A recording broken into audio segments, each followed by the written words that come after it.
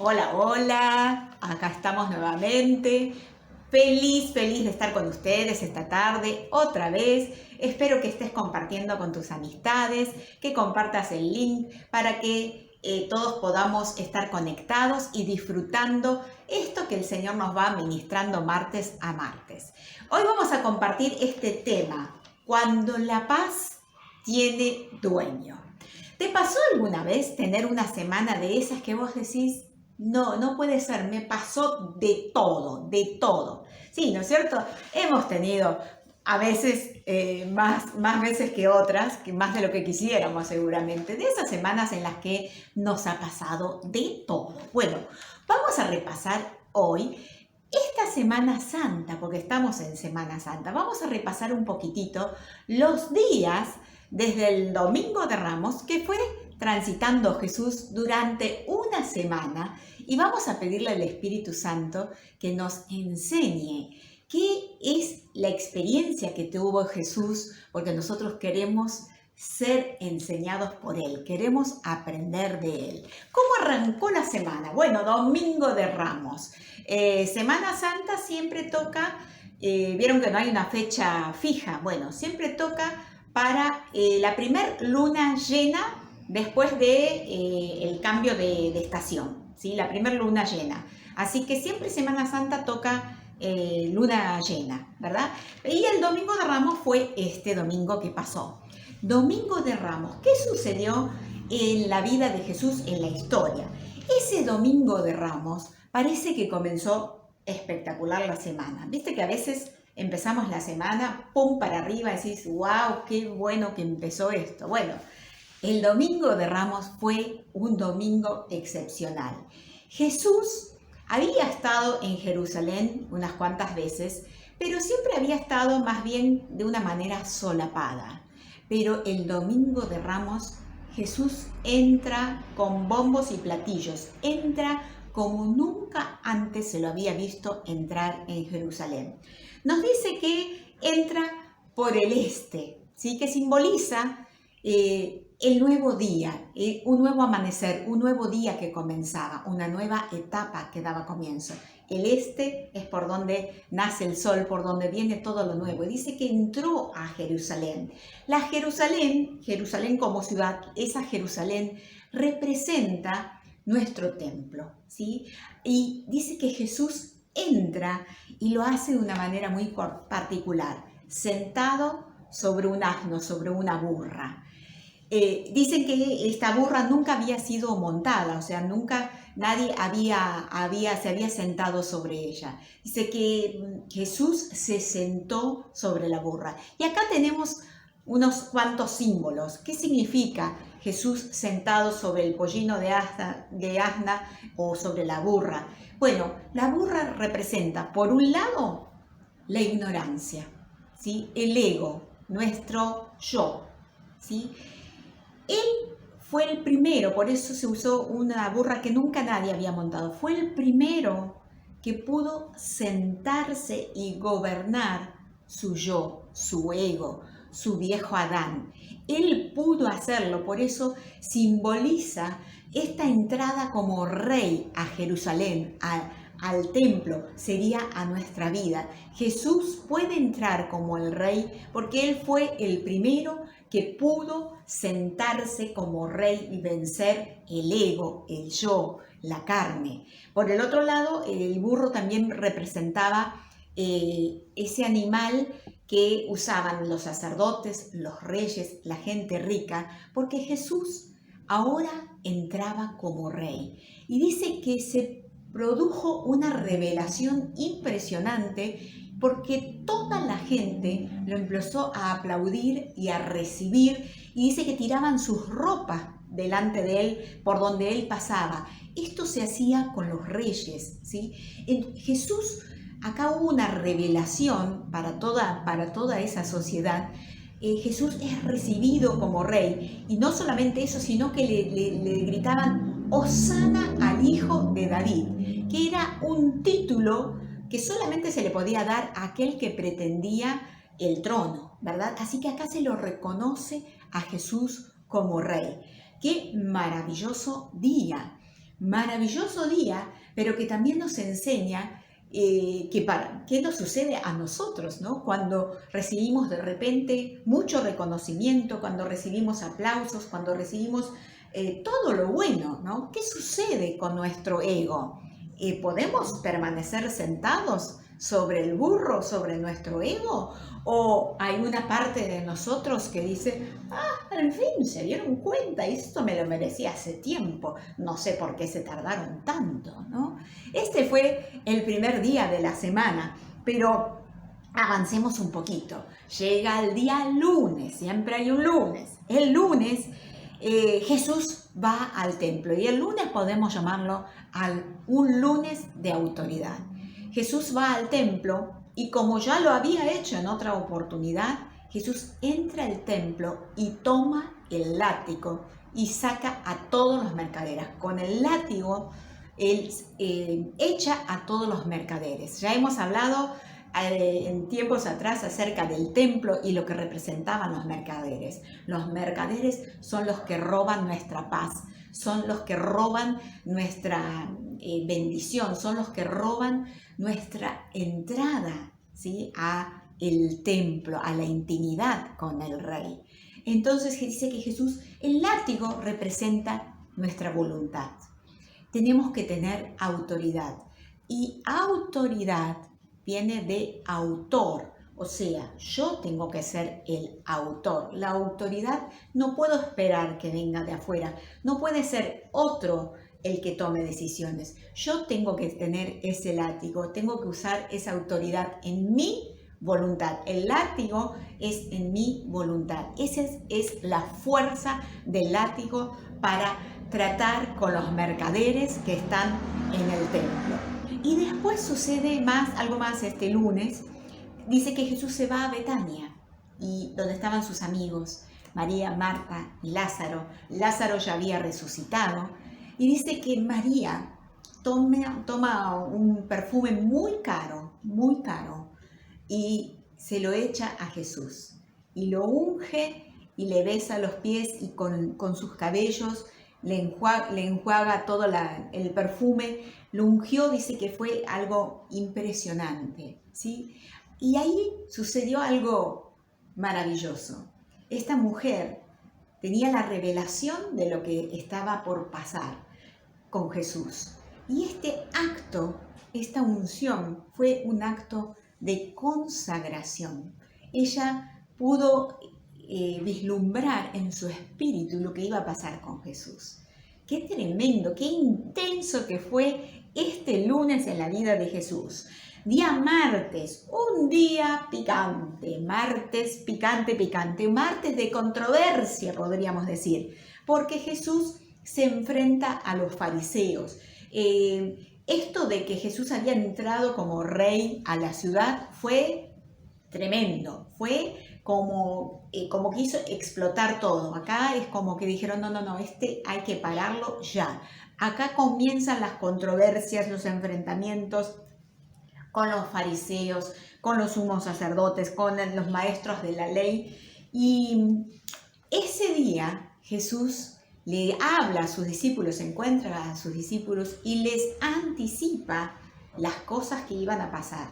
Les dice a ellos que lo iban a traicionar, que alguien del grupo lo iba a traicionar, y también habla y anuncia las negaciones de Pedro. O sea, cuando nosotros estamos en una situación donde, mira, ya hemos pasado del domingo que estaba todo más que bien, pum para arriba, ¿sí? Martes, que fue muy emotivo y muy intenso, de acción, lunes, y martes una controversia tremenda. Yo creo que cualquiera de nosotros se nos hubiera disparado mal nuestra paranoia, ¿sí? Esto de que estén hablando a tus espaldas, esto de que vos sepas que de tus mismos discípulos alguien te va a entregar, y que los mismos que están con vos no tienen ni idea, ni conocimiento, ¿no? Pedro diciendo, yo jamás te voy a negar. Jesús le dice, Pedro, me vas a negar 3 veces antes de que el gallo cante. O sea, qué estado quiero que te pongas un poquito en esa semana de Jesús. ¿Qué es lo que estaba pasando dentro de él frente a estos acontecimientos de afuera? ¿Sí? Él teniendo la conciencia de lo que ya se venía y afuera toda esta cosa revuelta, esta controversia, esto de tener que estar, que lo discutían, Pedro diciendo no, yo no te voy a negar, todo esto del afuera tan revuelto, ¿verdad?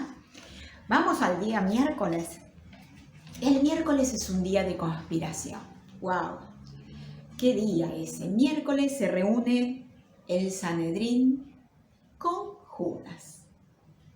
Y acá se reúnen para hacer el arreglo, que son estas 30 monedas de plata, el acuerdo, ¿sí? El acuerdo que a veces hace, ¿sí?, la oscuridad, pero que no nos tiene que mover a nosotros, ¿verdad? No nos tiene que desestabilizar. Jesús ya vamos a ver cómo transita cada uno de estos días.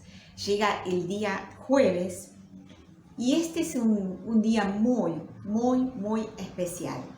El día jueves es el día de comunión. Jueves, el día de la última cena. Y encontramos que no solamente fue el día de la última cena, sino de que Jesús hizo un acto simbólico o dos actos simbólicos muy importantes. Jesús los convoca a los discípulos y dice: ¿cuánto he deseado pasar estas Pascuas con ustedes? Él planea esta cena, planea este momento, y en ese momento es cuando Él toma el pan y toma la copa y dice: este es mi cuerpo, ¿sí? El pan que por vosotros es partido, y esta es la copa, es mi sangre, el símbolo del nuevo pacto que hago con ustedes. Y los símbolos son muy fuertes, porque el pan, además de que Él dijo yo soy el pan de vida, pero el pan está hecho del trigo.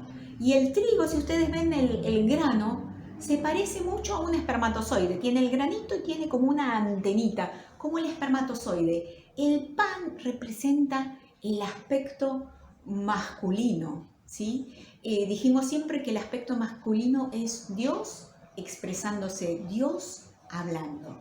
Y el vino representa el aspecto femenino, ¿sí? Donde somos nosotros, somos el cuerpo de Cristo, somos su sangre, somos esa perfecta unión entre su cuerpo y su sangre, somos uno. Ahí representa la unidad. No te olvides que Jesús decía: yo soy el vid, ustedes son los pámpanos, o sea, de donde se hace el vino. Hay un simbolismo de unidad acá y de comunión, donde Jesús desea compartir esto. Y cuando termina esta escena de la cena, Jesús hace un acto simbólico muy, muy tremendo. Le lava los pies a los discípulos. Yo quiero que pienses que todo esto sucede en medio de una gran angustia. O sea, el momento era terrible porque estaban planeando la muerte de Jesús. Jesús lo sabía perfectamente, ¿sí? Y Jesús, aún en medio de esa situación, piensa en los demás, piensa en servir. Y dice que comienza a lavarles los pies a sus discípulos. Una lección de humildad y de servicio, de grandeza de Jesús, no solamente en tener esa intimidad, sino en expresar lo más alto: yo vine para servir. ¿Se acuerdan que Pedro dice: no, a mí no me vas a lavar los pies? Y entonces Jesús le dice: bueno, si no te lavo los pies no vas a poder tener parte conmigo. Y Pedro le dice: lávame todo, lávame todo. Y el acto de los pies lavar los pies era sacar el polvo. Y dijimos que para entrar en el templo, en la nueva Jerusalén, ¿sí?, en la nueva ciudad que Dios está haciendo, en esa casa donde Él vive en nosotros y nosotros vivimos en Él, no puede entrar el polvo. porque el polvo simboliza el ego, el viejo Adán, la carne, ¿sí? Aquello que no puede entrar a la ciudad porque allí todo es puro, allí todo es limpio. Y Jesús hace este acto simbólico de lavarles los pies y les dice, ustedes están limpios por la palabra. O sea, en ese acto, Él dice, la limpieza de ustedes viene a través de la palabra. Y jueves, Jesús se va al Monte de los Olivos a orar y hace aquella tremenda oración donde dice que su sudor se convirtió en gotas de sangre, porque había allí una tremenda lucha. Jesús diciendo, Padre, si puedes, pasa de mí esta copa, pero hágase tu voluntad. Y ahí es cuando aparece Judas y con un beso lo entrega, ¿verdad? Y llegamos al viernes. Viernes, Jesús arrestado, ya preso, es llevado a los diferentes interrogatorios, a Herodes, a Pilato, bueno, a toda esta escena donde lo culpan de sedición y es condenado a muerte. Ese día, tremendo día, fue azotado con el látigo, fue burlado, le pusieron una corona de espinas y fue obligado a cargar la cruz al camino, al Gólgota, y en el Gólgota es crucificado cerca del mediodía. Allí sabemos que se oscureció, ¿sí? la tierra, se partió el velo del templo porque Jesús entregó su vida para derribar lo que nos separaba de esa íntima comunión con el Padre. Él hizo un camino nuevo, nos dice Hebreos, el camino nuevo que Él nos abrió por el que podemos entrar confiadamente al trono del Padre. Por la noche, José de Arimatea era un señor rico que tenía una propiedad cerca del Gólgota y pidió el cuerpo y lo guarda en una tumba que nunca había sido usada, ¿sí? Una tumba nueva. Guarda el cuerpo allí en esa tumba y pasa al sábado, el día sábado, ese día de silencio y de expectativa. Porque el sábado representa esa semilla que muere, pero que está en ese proceso. Hay silencio, parece que no pasa nada en nuestras vidas, parece que nada está sucediendo, pero hay una transformación que está ocurriendo. Hay un tiempo entre el día de la muerte y el día de la resurrección. Hay un espacio. Ese espacio es un espacio de expectativa de lo nuevo, de algo que está por suceder. Cuando te parezca en tu vida que no ocurre nada, no pienses que no ocurre nada, sino poné la expectativa de algo nuevo que está por suceder. Entre lo viejo, el Adán que murió, el que fue entregado en la cruz, a lo nuevo que va a resucitar. Y llegamos al famoso y glorioso y bendito día domingo, donde sabemos la historia, las mujeres van al sepulcro y, ¡oh sorpresa!, se encuentran con ángeles, la piedra había sido removida y los ángeles dicen, ¿por qué buscan entre los muertos al que está vivo? ¡Qué tremendo! ¡Qué glorioso! ¡Qué glorioso! Jesús ha resucitado. Las buenas noticias. Jesús había cumplido aquello que había anunciado, que al tercer día iba a resucitar. Pero, ¿cómo es que Jesús pudo transitar esta semana tan tremenda, ¿no? ¿Cómo es que Jesús pudo tolerar todo esto? Porque cualquiera de nosotros creo que no llegábamos ni al segundo día, ¿verdad? Jesús pudo transitar todo esto. Y mira lo que dice Juan 10:18, palabras de Jesús. Por eso me ama el Padre, porque yo pongo mi vida para volverla a tomar. Nadie me la quita, sino que yo de mí mismo la pongo. Tengo poder para ponerla y tengo poder para volverla a tomar. Jesús nos está revelando un secreto impresionante. Él dice, a mí nadie me saca la vida. Yo la pongo y yo la vuelvo a tomar. Jesús se manifiesta como el dueño de la vida. Él es el dueño. Él es el que con autoridad sobre sí mismo puede decir cuándo va a dar la vida y cuándo la vuelve a tomar. ¡Qué tremendo poder! ¡Qué tremenda autoridad! ¡Qué tremenda revelación para nosotros! Porque hay algo que Jesús nos dice, y lo leemos en Juan 13, dice, porque ejemplo yo les he dado para que hagan lo mismo que yo hice con ustedes. O sea, Jesús nos está dando un ejemplo. Él es el dueño de su vida. Él es el dueño, él es el que decide sobre sí mismo qué va a hacer y qué no va a hacer. Obviamente siempre conectado a la voluntad del Padre. Pero hay ahí una libertad de la que nosotros tenemos que tomar ejemplo. ¿Y cuándo yo puedo tener esta libertad para poder ser dueño de mi vida, de mi paz?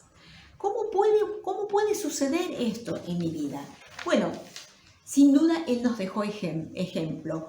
Y cuando yo decido aceptar a las situaciones que están a mi alrededor y las acepto como necesarias para los demás y como necesarias también para mí, decido no sufrir ante ellas, entonces estoy aprendiendo con Jesús a tener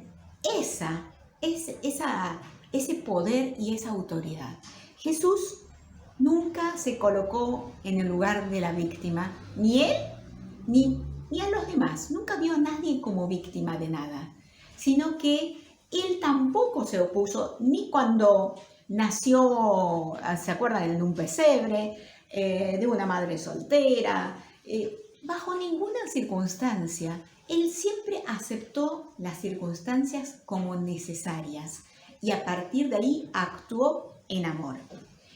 Entonces, cuando yo decido asumir los resultados de mi propia vida, los resultados de mis propias decisiones, asumo que todo alrededor está generado por mí mismo y no culpo a nadie, ¿sí?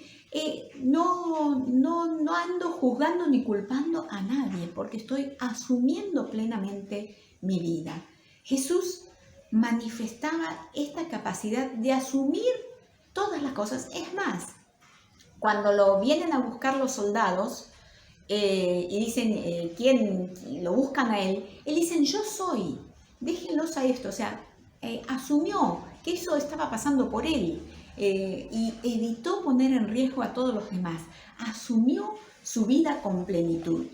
Cuando yo decido actuar frente al mundo y, por ejemplo, ante una amenaza, yo decido negociar o decido delimitar o decido protegerme de acuerdo a cómo sea la situación, de acuerdo a cómo se presente, entonces yo estoy actuando como Jesús actuó.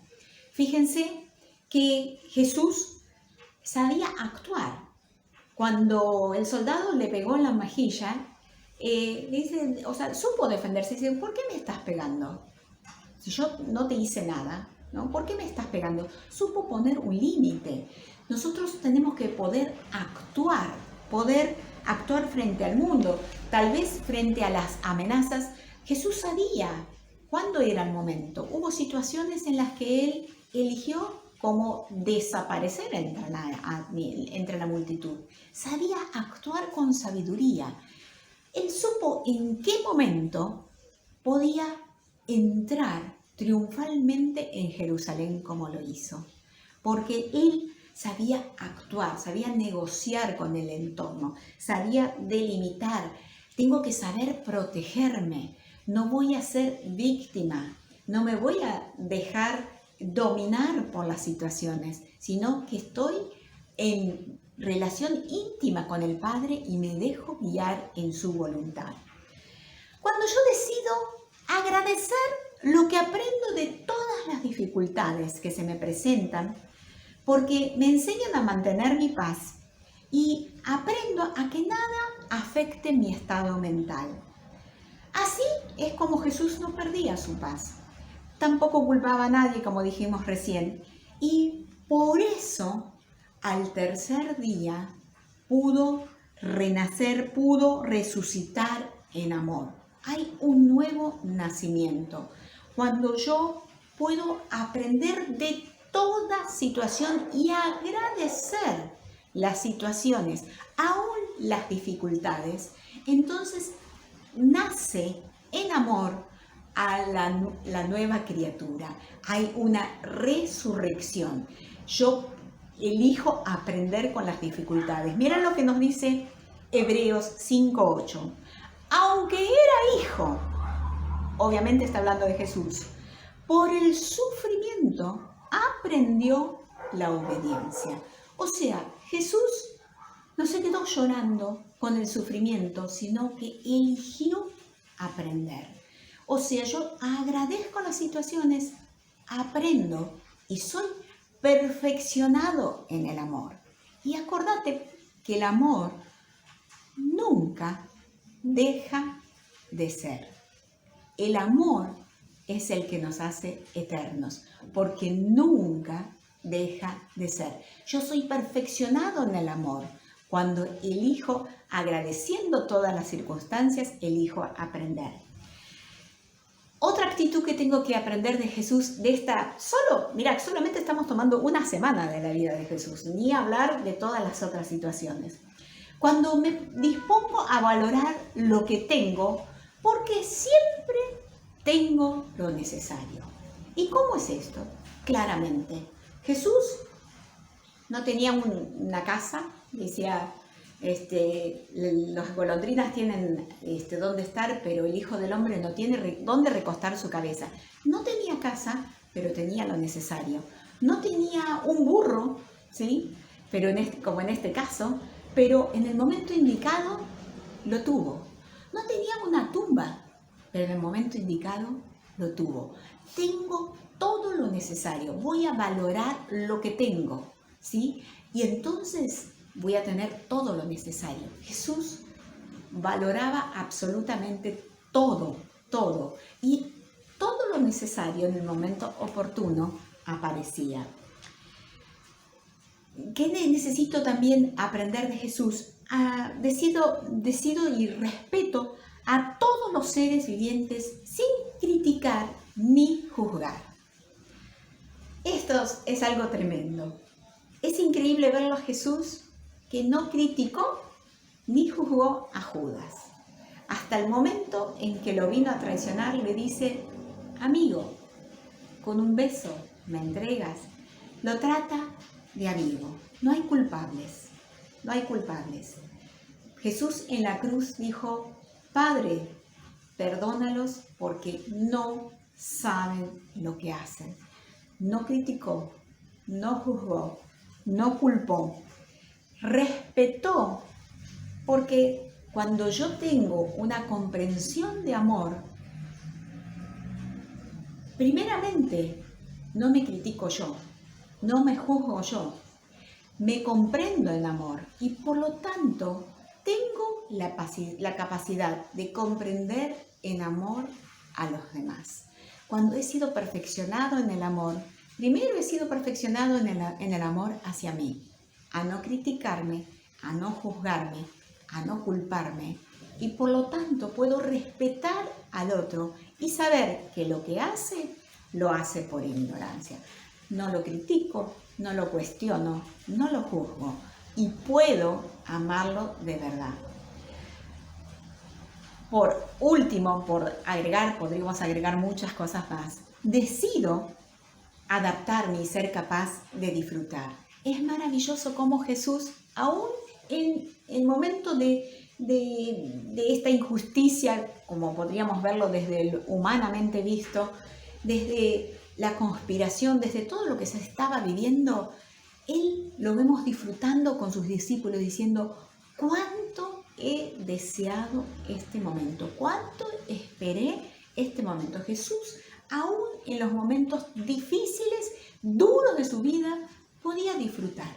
Ahí estaba Él con sus discípulos disfrutando de estar en comunión íntima, disfrutando de estar ese momento de compartir ese pan, esa copa, ese momento de intimidad, compartiendo esos momentos tan especiales con ellos. ¡Qué maravilloso! Emocionante. Y no solamente Jesús se manifestaba como el dueño de su vida y decía, yo decido cuándo darla, sino que en estas situaciones, leemos en Juan 14, 23, dice, esto ya eran los momentos íntimos de Jesús con los discípulos, le dice Jesús, el que me ama obedecerá mi palabra y mi Padre lo amará y haremos nuestra vivienda en él. Esto que estamos aprendiendo, ¿no? Que Cristo quiere vivir en nosotros y nosotros vivimos en él. Es esa, nos habitamos mutuamente. Y dice en el mismo capítulo 14 de Juan, versículo 25 al 27, dice, todo esto lo digo ahora que estoy con ustedes, pero el Consolador, el Espíritu Santo, a quien el Padre enviará en mi nombre, les enseñará todas las cosas y les hará recordar todo lo que les he dicho. Y escuchad esto, dice, la paz les dejo, mi paz les doy. Yo no se la doy a ustedes como la da el mundo. No se angustien ni se acobarden. ¿Por qué Jesús dice primero, la paz les dejo, pero después dice, mi paz les doy? Porque Jesús era el dueño de la paz.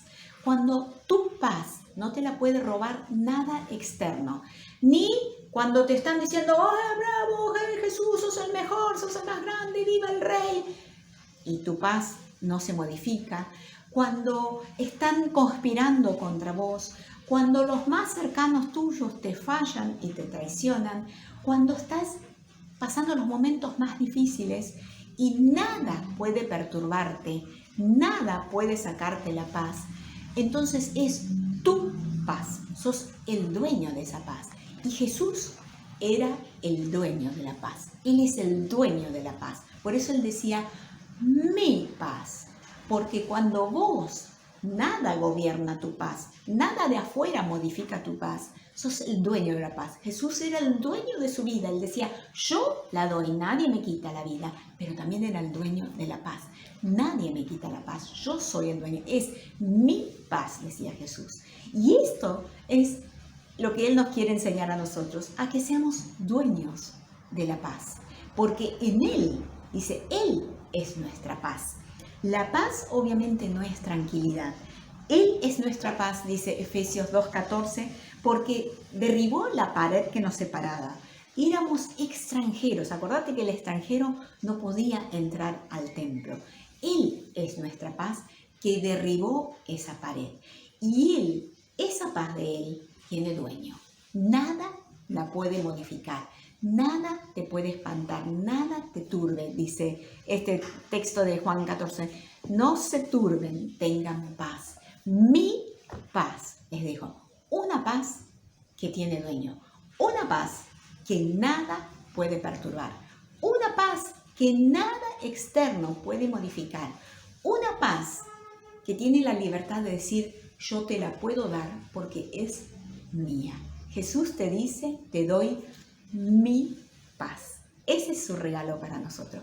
Recibilo, disfrútalo y como Él, vos vas a ser también el dueño de esa paz, porque en Él nosotros somos enseñados, somos perfeccionados, porque como es el Hijo, así también somos nosotros. Como es Él, así también nosotros. Vamos a ser dueños de nuestra paz en Él, en la paz del Hijo.